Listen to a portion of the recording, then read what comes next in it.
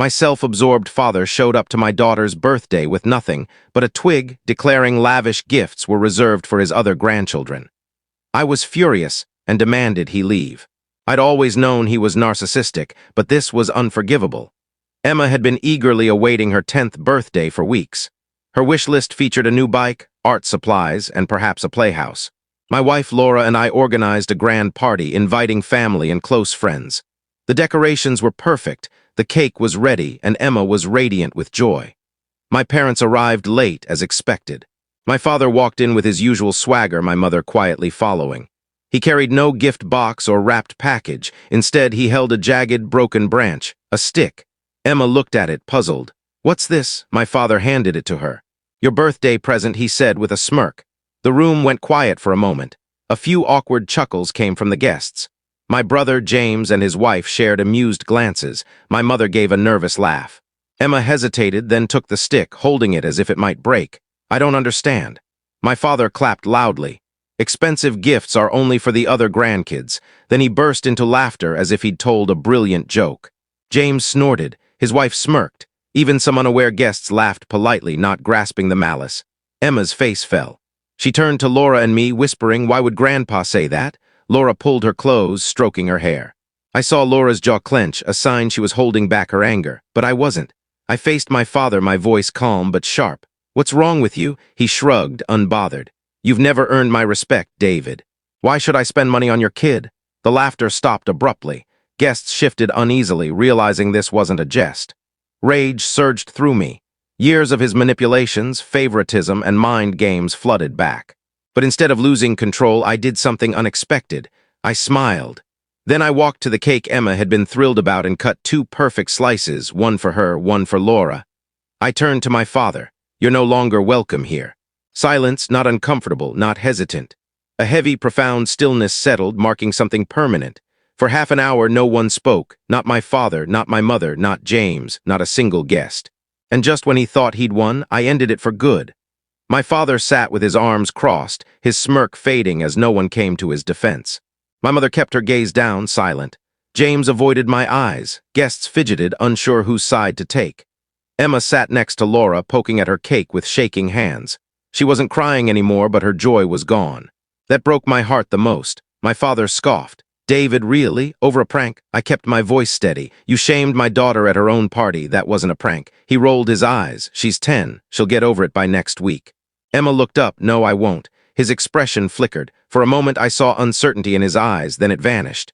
"Good Lord," he muttered, "this family's become weak." That was enough. I stood. "Get out." He laughed coldly. "You're throwing me out." "Your own father over a spoiled kid?" Laura stood too. "Yes, leave now." The tension was stifling. My mother finally looked at us, her lips tight. She seemed ready to speak but stayed silent. James sighed. "Come on, Dad was just..." I cut him off. "You think this is fine? That he treats Emma like she's nothing while your kids get everything?" He shrugged. "Maybe if you weren't so..." I didn't let him finish. "You know what? I'm done pretending. Dad never respected me and I've accepted that. He's always favored you and your kids, but I won't let Emma feel worthless anymore. This stops now." My father shook his head, pushing his chair back. Pathetic. "You're the one with the victim mentality." I stepped closer.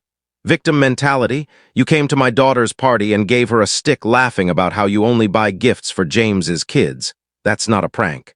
That's you being a cruel, selfish old man." For once he had no retort. He stood there, fists balled. I turned to my mother. "And you? Will you just sit there?" She paused, then said softly, "I didn't know he'd go this far." The room shifted again. My father glared at her. "What did you say?" She straightened. "I knew you favored James's kids, but not like this." He stared as if she'd spoken nonsense. "Don't you start," but she continued. "David's right.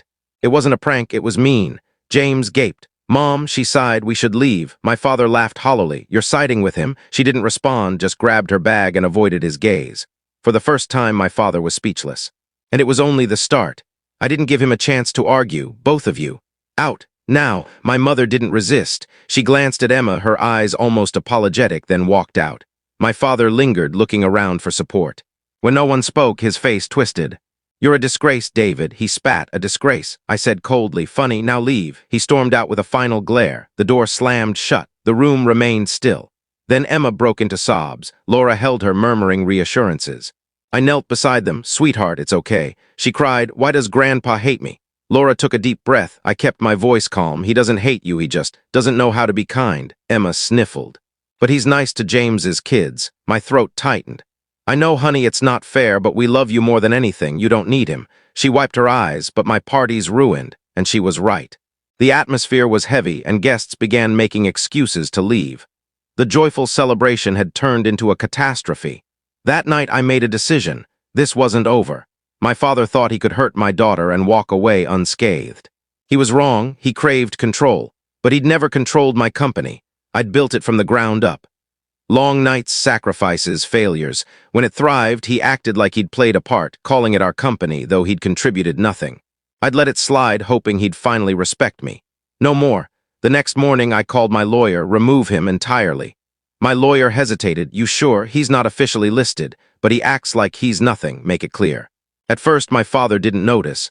He expected me to come crawling back. But when his calls went unanswered and his name was erased from everything, he panicked. He barged into my office. What the hell is this? I leaned back. I don't know what you're talking about. His face flushed. The bank won't talk to me. The board's locked me out. I shrugged. You said I didn't deserve your respect. So why should you be part of my company? I built this with you. I laughed. No, I built it. You just took credit. He fumed. You ungrateful. Watch it, I warned. You're in my building. You have no power here. For the first time, he looked lost. His ego crumbled. You'll regret this, he hissed. I smiled. No, Dad. I never needed you. Then I called security. They didn't touch him, but their presence humiliated him. As he left, my mother walked in unexpectedly. She looked at me, then at him. Richard, come with me. He spun, furious. What are you doing here? She took a breath. David, can we talk? I nodded to the guards. They left. Mom, whatever you're about to say, she raised a hand. I know you're angry. What he did was wrong. I should have stopped him years ago. My father glared. Barbara, what the hell? She ignored him. But listen, I want out. I blinked. Out of what? Him, this life. My father paled. You're leaving me? She nodded. I've spent years watching you favor James, but little David, I'm done. He sputtered. You'll get nothing. I smirked. Are you sure? Mom handled the finances. She owns half of everything. And the loans you took in your name, they're your problem now. His face fell. You're bluffing. Find out. He turned to my mother, pleading.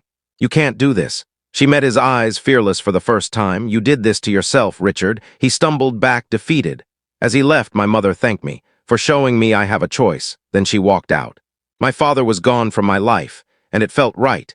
This wasn't just about revenge. It was for Emma, to ensure she'd never feel insignificant again.